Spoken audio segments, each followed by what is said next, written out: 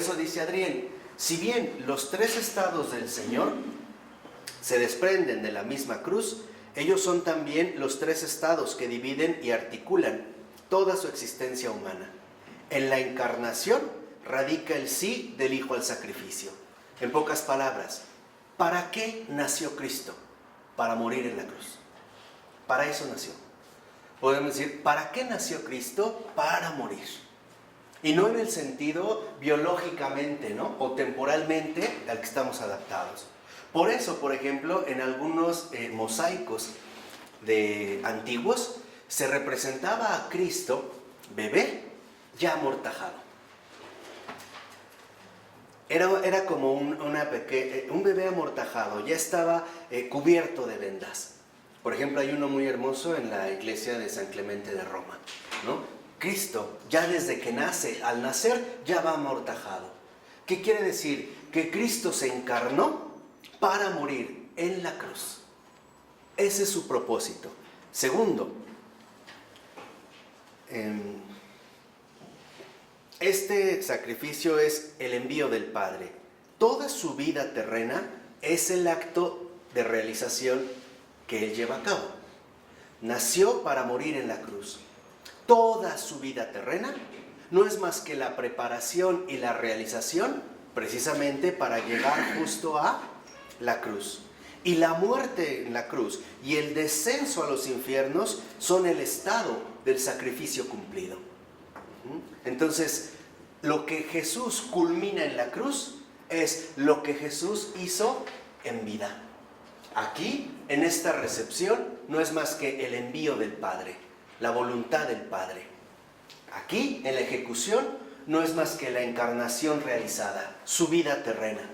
Y en su repercusión es incluso, como lo menciona Adrián, en este descenso a los infiernos, donde ya se ve la magnitud del sacrificio que Él mismo ha aceptado desde siempre. Jesús no vino a salvarnos forzadamente, vino libremente.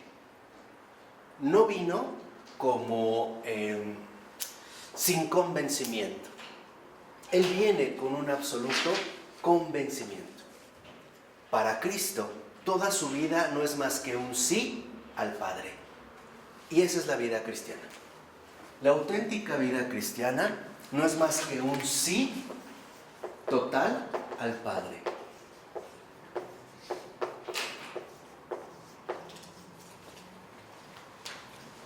¿Qué quiere decir? El momento en que la luz irrumpe en las tinieblas es el momento de la pasión. Sí, lo que mencionamos al principio, que es justo en la pasión donde este amor alcanza su total expresión, su aceptación, su realización y su culminación. ¿Qué quiere decir? Que el proyecto de salvación en la pasión se cumple.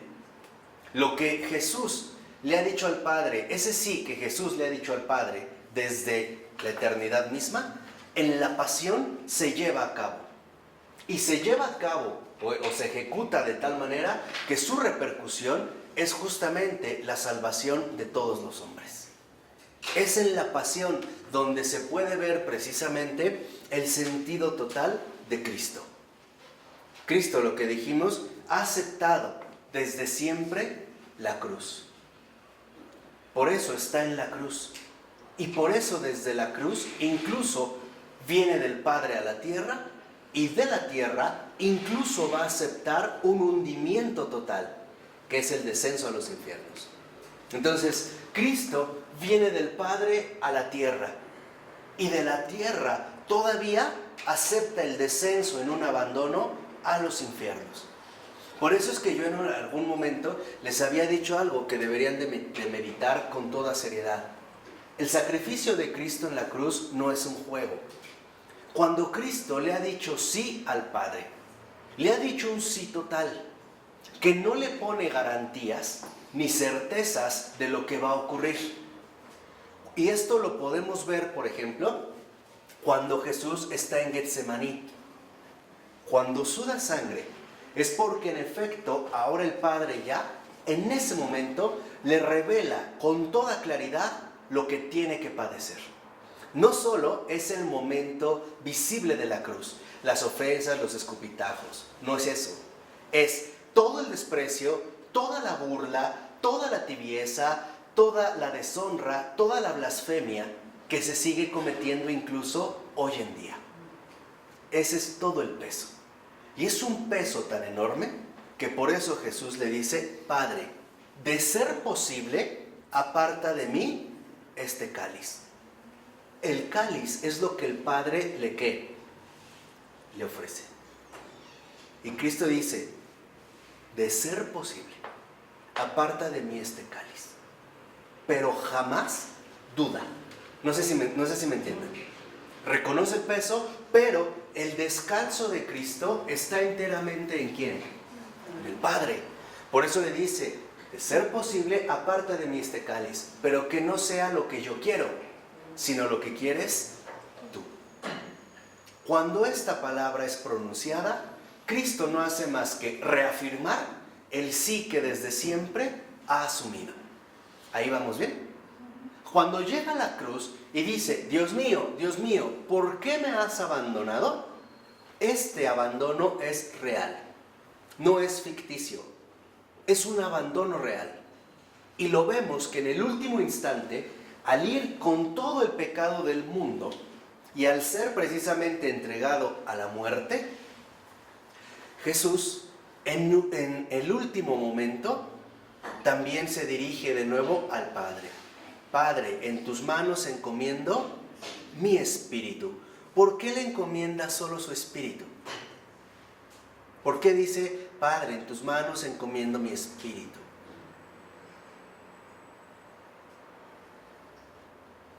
Porque en este trance de muerte, ¿qué es lo que se vive más allá? ¿Cuál es el tipo de vivencia que se tiene más allá? Espiritual. Él sabe que Él va a descender. Ya, sabe que incluso va a descender a los infiernos. Y hay un momento en ese sí radical donde el propio Hijo no tiene una certeza absoluta de que va a resucitar. Estoy hablando en este caso de Cristo. De tal manera que este sí es total, llegando al extremo de aceptar la posibilidad de no resucitar. Ese es el amor justamente que llega hasta el extremo. Porque Él precisamente está comprometido en el amor de tal manera que no le importaría, en último término, perderse a sí mismo. Por eso es lo que yo les decía, el verdadero drama que vemos en la pasión es un drama trinitario. ¿Por qué? Porque si Dios es y ha sido desde siempre uno y trino, ¿qué pasa si uno de ellos no resucita? ¿Se acabó qué? Todo. Este es el amor de Dios por el hombre. Es realmente un amor escandaloso. Es un amor inconcebible para nosotros. ¿De acuerdo? Por eso en este descenso nosotros vemos esa total repercusión. Cristo está dispuesto a no retornar al Padre. Pero esto implica que el Padre está dispuesto a no vivir sin el Hijo. ¿Sí entienden esto que acabo de decir?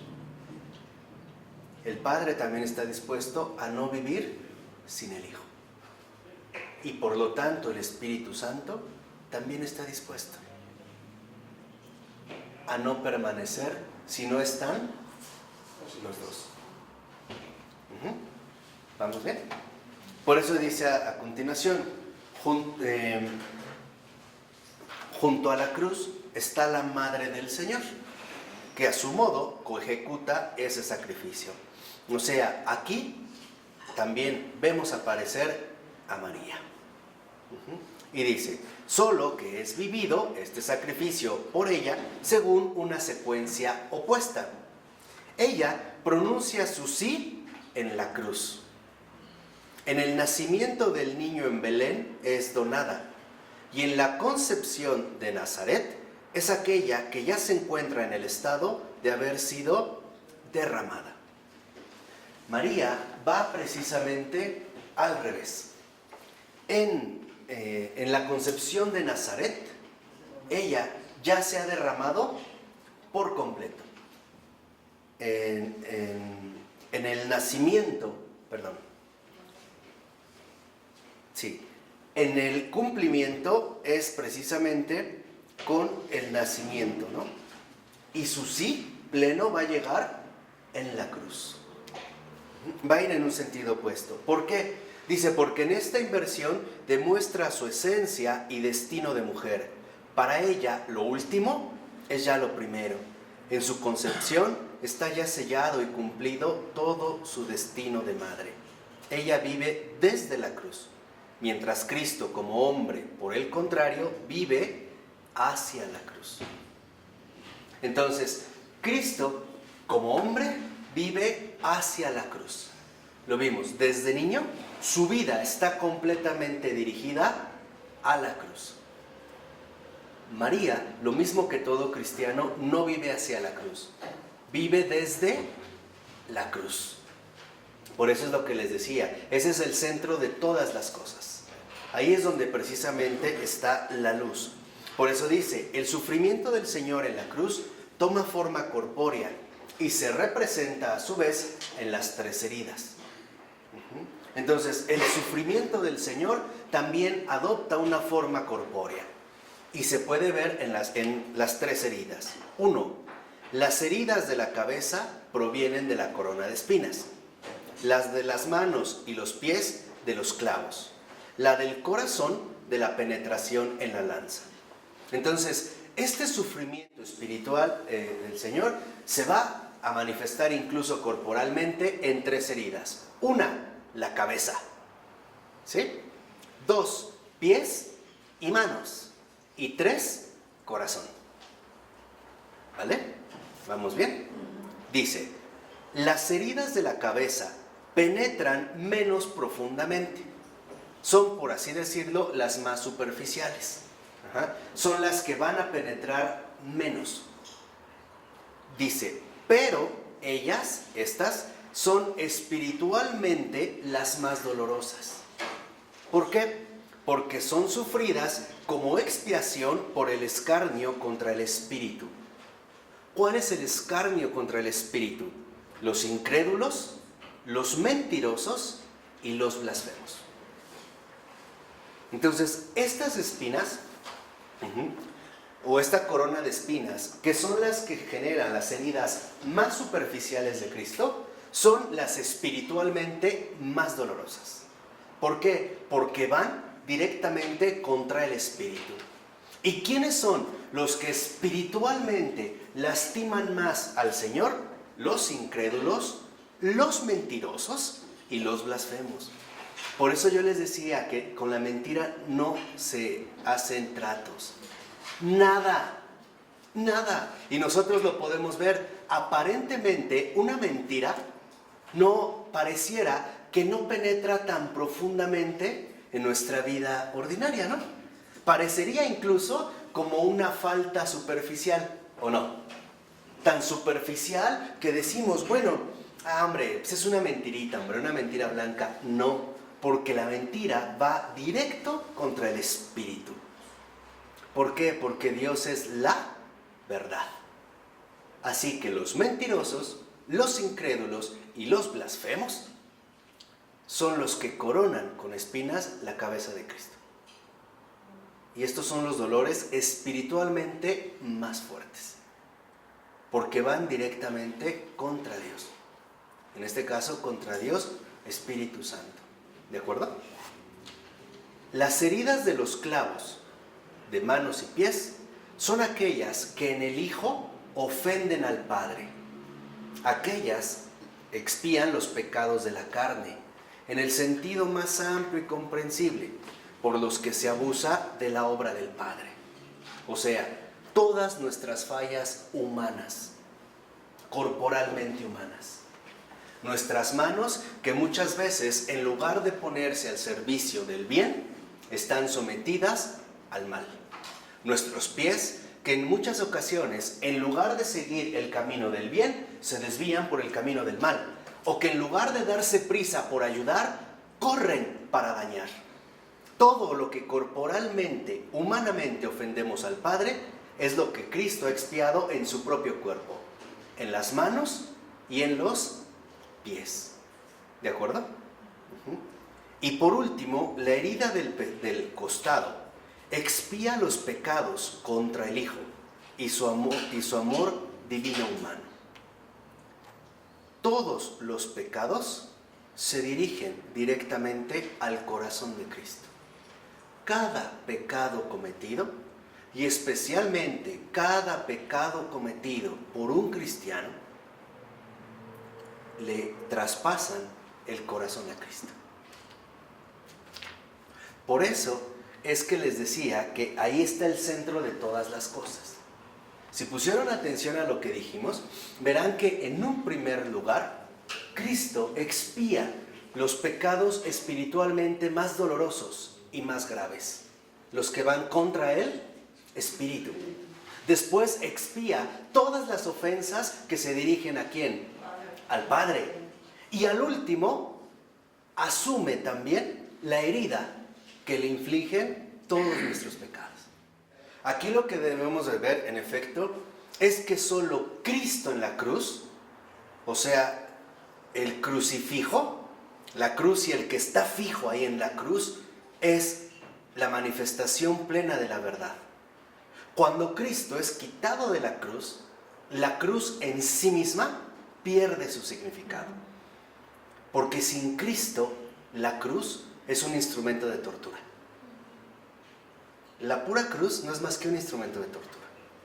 Pero con Cristo es la redención viva del amor.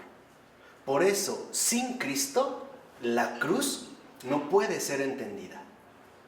Es muerte, con Cristo es resurrección. Por eso es lo que les decía, la cruz sin Cristo, la pura cruz es un instrumento de tortura, o sea, de muerte.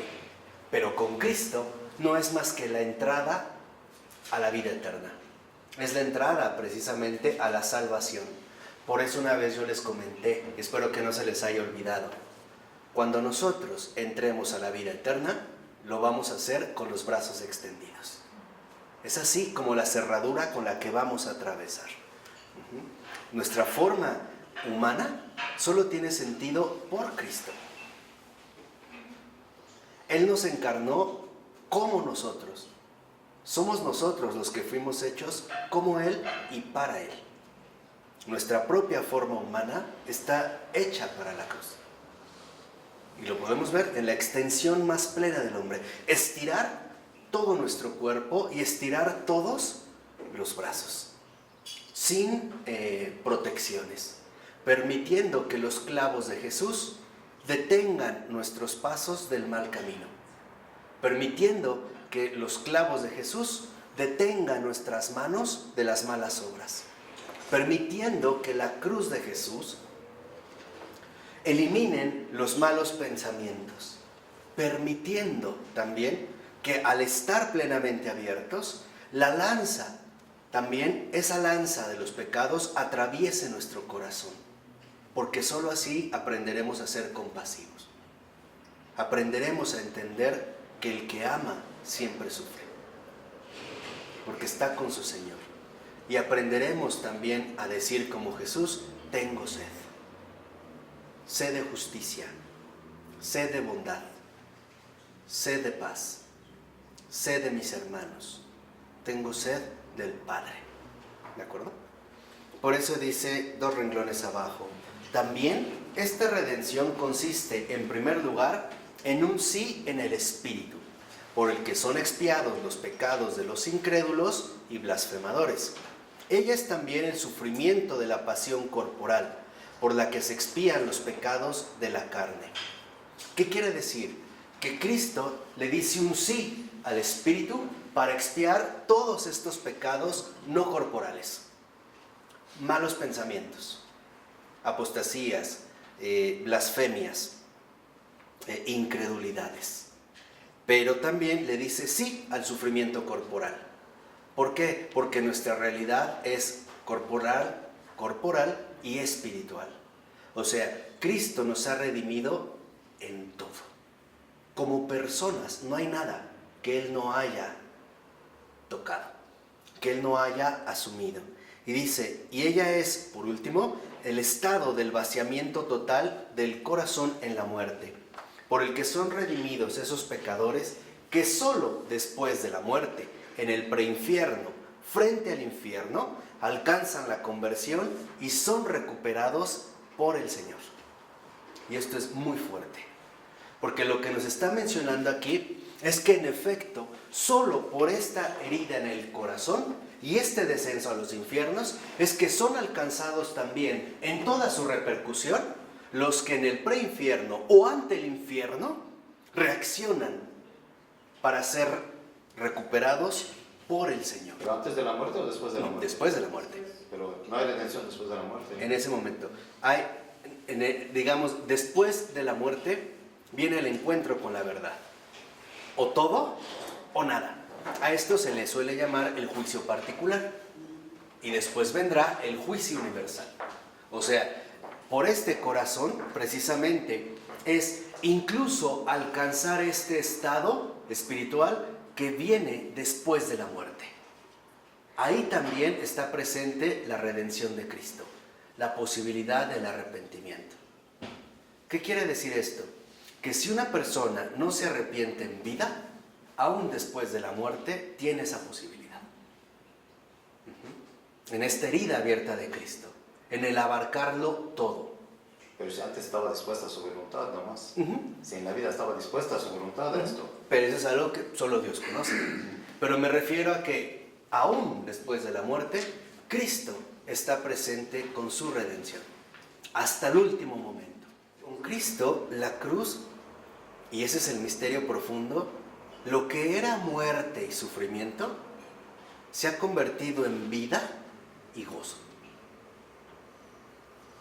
Es la transfiguración de las realidades caídas. ¿Quiénes iban a la cruz? Los delincuentes. ¿Quiénes van a la cruz? Todos. ¿Quiénes llegaban a la cruz para ser martirizados? Los que habían cometido crímenes. ¿No? Ahora, el único crimen que realmente podemos cometer desde la cruz, en la cual ya estamos insertos, es no amar a Dios. Ese es el crimen. ¿Por qué? ¿Por qué ese es el crimen? Porque en realidad este amor se ha desbordado por completo. ¿Qué quiere decir? Que Dios ha traído la salvación por donde menos lo hubiéramos pensado. Justo por un instrumento al que llegaban los rechazados, los perdidos, los equivocados, y además con un sufrimiento bastante terrible. Muchos duraban horas. Cuando les rompían las rodillas era para que al caer todo el peso, el esternón viniera una sofocación respiratoria. Aparte la tensión de los músculos, los calambres interiores que daban, el no poder, el tener la sed, el estar expuesto a las inclemencias del tiempo, las aves, ¿no?, que también podían llegar, etc. Pero el misterio de la cruz significa que el Señor trajo la redención por donde menos lo hubiéramos esperado. Por este lugar de tortura. En una palabra, con Cristo, lo que era un instrumento de castigo, ahora se ha convertido en un instrumento de eterno perdón.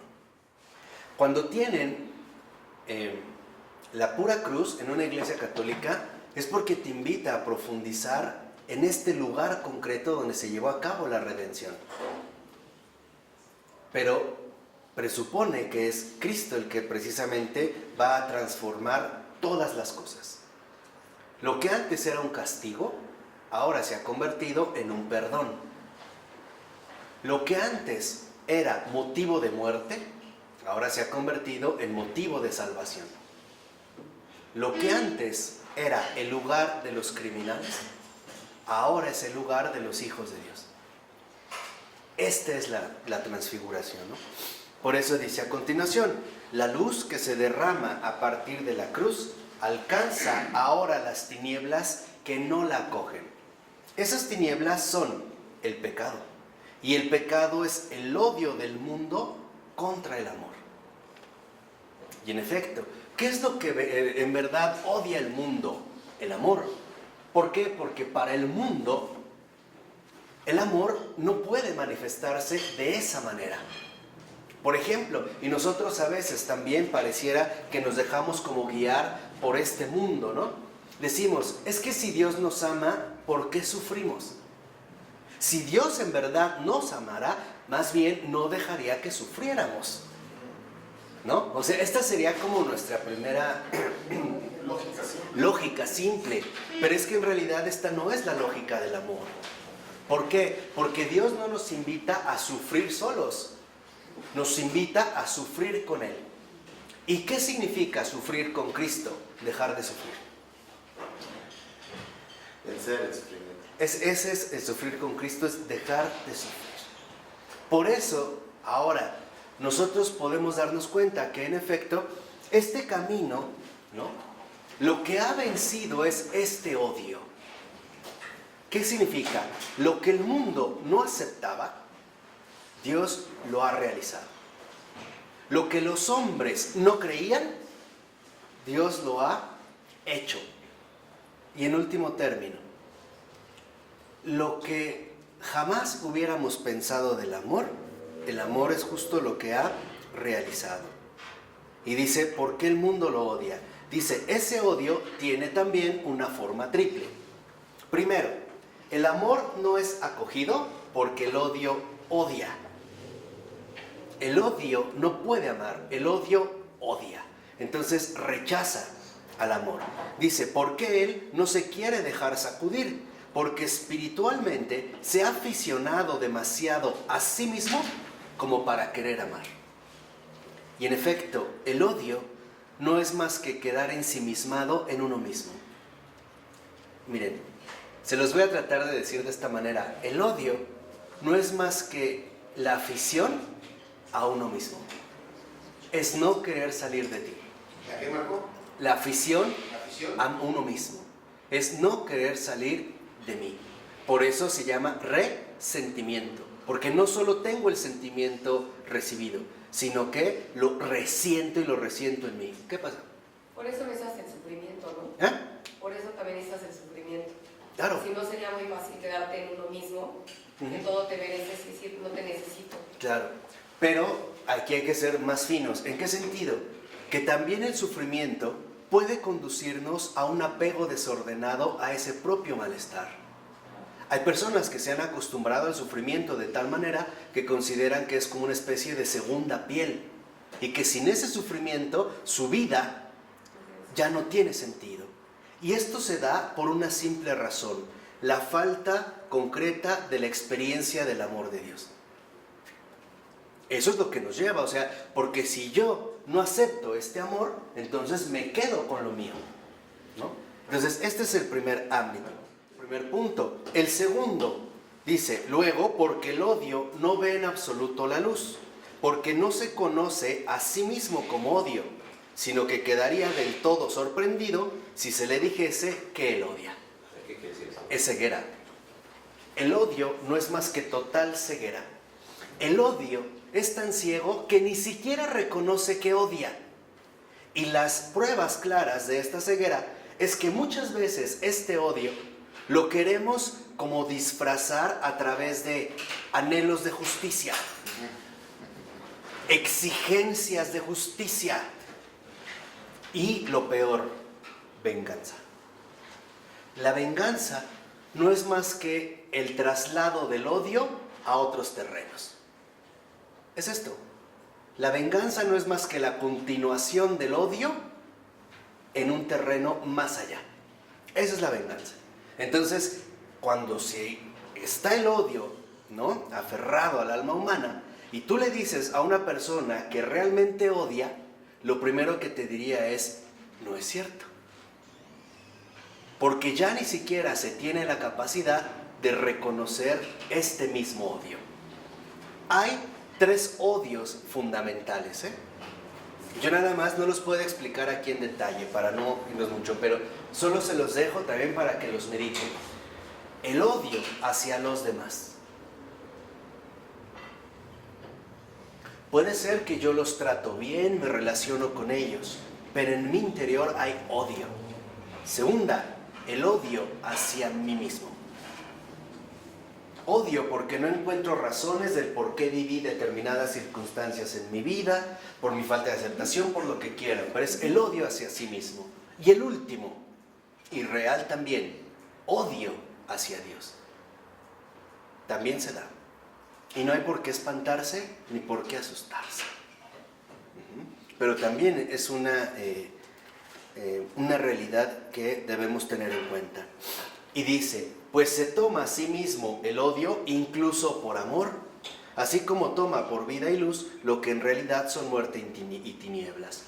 Incluso el que odia considera que este odio es amor, como si el odio fuera un vínculo positivo con los demás, ¿no? Como si fuera un lazo afectivo que lo vincula, Por ejemplo, dice, ¿no? Odia amando, no. El amor, el odio no ama, el odio odia.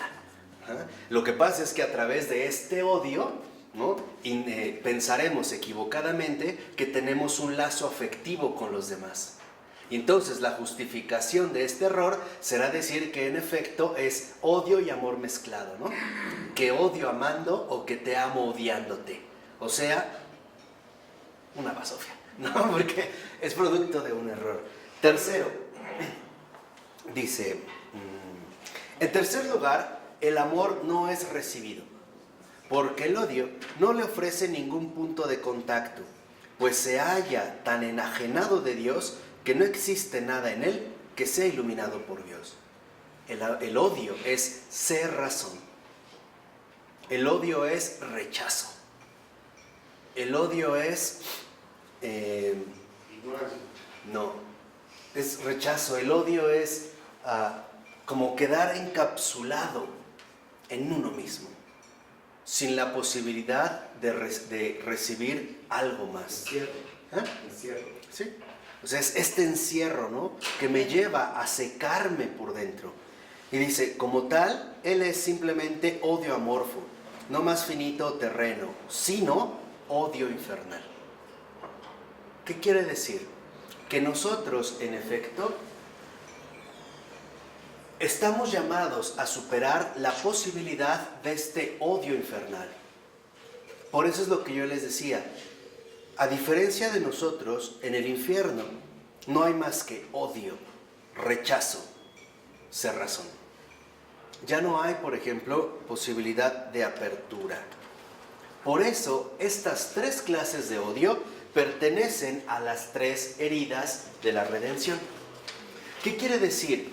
Que Cristo, no crean que solo ha llevado la redención a un nivel enteramente superficial, sino que lo ha llevado hasta el extremo infernal al que podemos llegar a incurrir. O sea, este amor ha alcanzado todo el extremo. ¿De acuerdo? Por eso dice en la 68, en el segundo párrafo, pero no siempre luz y tinieblas se han comportado de ese modo. Por detrás de la cruz está a lo lejos el Antiguo Testamento. Entonces fíjense, ya desde el Antiguo Testamento se empieza a dar esta relación entre la luz y las tinieblas. Dice, también en él ya existía la luz de la revelación que vino al mundo en una triple graduación. Primero, gracia que viene y cae sobre el hombre. Esa es la revelación, ¿no? Lo que nos ha sido dado.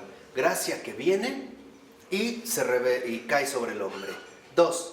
Gracia recibida que el hombre lleva y distribuye. Y gracia activa que tiene consecuencias en el hombre.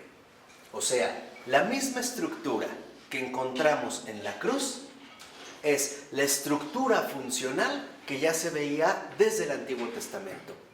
Se recibe la gracia, se ejecuta esta gracia y se obtienen consecuencias de esta ejecución. ¿De acuerdo? Lo que en Cristo es plenitud, en el Antiguo Testamento es ya inicio, es prefiguración, ¿no? Como lo llaman. Dice, sin embargo, entonces el Hijo todavía no era manifiesto. El rayo de luz aún no se había separado del Padre. La gracia permanecía de algún modo suspendida sobre el mundo. La redención estaba aún en suspenso. Profecías. Exactamente. ¿Qué es lo que vemos entonces? Que en pocas palabras, en el Antiguo Testamento, la ley y los profetas no son más que el anticipo de la dinámica real que Cristo va a realizar. Este es el punto. Por eso, cuando Jesús insiste, si ustedes creyeran en Moisés, también creerían en mí, a lo que se refiere es, si ustedes realmente hubieran recibido la gracia desde el principio, no tendrían problemas para comulgar conmigo. O dicho de otra manera, si no se hubieran apartado de la verdad, jamás se hubieran apartado de mí. Si fueran hijos de Abraham, ¿no? O sea, desde ahí se ve, ¿no? Desde ahí se ve. Y dice, el venir, el ser distribuida y el actuar de la gracia acontecían de modo solo simbólico y su sentido real estaba a la espera. Entonces, ya desde el Antiguo Testamento se ve esta triple dinámica. El punto de el venir, la gracia de lo alto. Su distribución y su actuación. Y dice, su ser portada y distribuida, una negación. Su actuar, una ineficiencia. ¿Qué quiere decir? Que la gracia no había alcanzado su plenitud. Porque la gracia plena solo llegó con Cristo. Dice 2 renglones abajo, pues todavía no existía ninguna sustitución vicaria, ya que el amor estaba paralizado y retenido. Por eso las tinieblas eran una reserva que no era lícito tocar, que el Padre aún no había liberado para que fuera penetrada por la luz. E incluso dentro de estas tinieblas, nosotros sabemos que en el templo, en el antiguo templo de Israel, el Santo de los Santos estaba como en tinieblas. Incluso estaba, ¿no?, cubierto por un velo. No había un acceso directo, lo cual era como un signo claro de que el momento de la culminación aún no había llegado, pero ya estaba aquí. Ya se había dado, ¿no? Ya se había transmitido. Y dice, más cercano a la cruz se encuentra el tiempo de la vida pública del Señor antes de la pasión. Por ejemplo, en el tiempo del Sermón de la Montaña. Entonces, por así decirlo, todo lo que se realizó en el Antiguo Testamento también ahora se va a realizar en la vida pública de Jesús. Por ejemplo, en el Sermón de la Montaña. Y dice, la parte central de la enseñanza de los sinópticos radica en este pasaje. Aquí, la luz ya ha aparecido en las tinieblas y ahora brilla dentro del odio, pero todavía no brilla como lo hará desde la cruz. Aquí también vamos a tener un brillar triádico, o sea, trino. Ya está la luz, pero aún no brilla como va a brillar en la cruz. Aún no ha llegado la hora, pero ya llegó la luz. Y vamos a ver también este aspecto triple. Dice, en primer lugar, un brillar que el odio no comprende ni acoge, ya que sabe muy bien lo que significaría y las consecuencias que tendría el hecho de amar. ¿Dónde vemos que este odio no comprende ni acoge? ¿Cuántas veces no intentaron, antes de la cruz, matar a Jesús? Simplemente acuérdense la vez que lo sacaron de la sinagoga y lo fueron empujando para despeñarlo, ¿no? Y él se fue entre ellos, ¿no? Regresó entre ellos. ¿Cuántas veces no lo querían apedrear? O sea, ahí se ve la lucha del odio. Es este odio que en pocas palabras se niega al amor. Ese es el odio del que nos ha rescatado Jesús. Ese es el odio profundo que Él ha vencido, ¿no? Segundo, el odio teme esa consecuencia, no quiere asumirla, por eso odia. Porque si acepta el amor, renuncia a sí mismo. En segundo lugar, la luz toca a un odio que está convencido de haber acogido al amor, que se toma a sí mismo por amor, pero no ve las consecuencias verdaderas de la recepción. El modo en que recibe la luz es una asunción farisaica del amor. Entonces, aquí, en la vida pública de Jesús, nosotros vemos cómo se ponen al descubierto también tres aspectos. Ahorita hemos visto dos. El primero, el desprecio, el no aceptar el amor en la vida, el querer echarlo afuera, eliminarlo. Segundo, la falsedad, como en el caso de la asunción farisaica. Los fariseos estaban, y lo siguen estando, plenamente convencidos de que su culto es agradable a Dios. ¿Qué quiere decir lo que les decía? Que este odio, en realidad, se va a querer asumir ahora como amor. Va a querer aparecer como un sustituto del amor. ¿Qué quiere decir? La luz toca a un odio que está convencido de haber acogido al amor, que se toma a sí mismo por amor. Sí, o sea, el amor, el odio, ahora al rechazar el amor, va a creer haber recibido un amor que no es verdadero. Él mismo se va a querer asumir como amor. ¿Y dónde se ve, por ejemplo? En la forma farisea del culto que llevan a cabo. O sea, esta luz lo que va a hacer es tocar este odio que estaba plenamente desvirtuado, desordenado, en una falsedad, en una equivocación.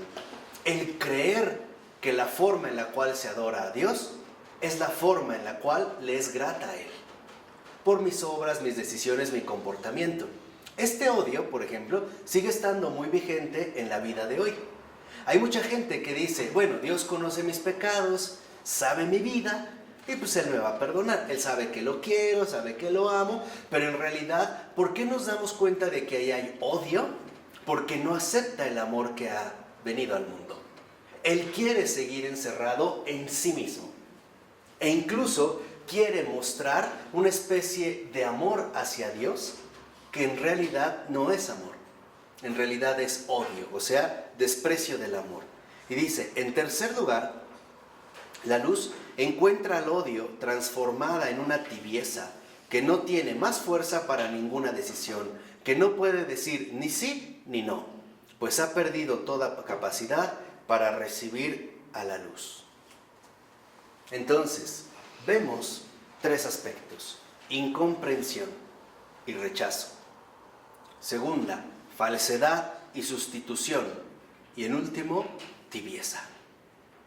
Porque precisamente el odio no permite el ingreso en el corazón de la fuerza real, vamos a decirlo así, ¿no?, que nos transmite la vitalidad del amor.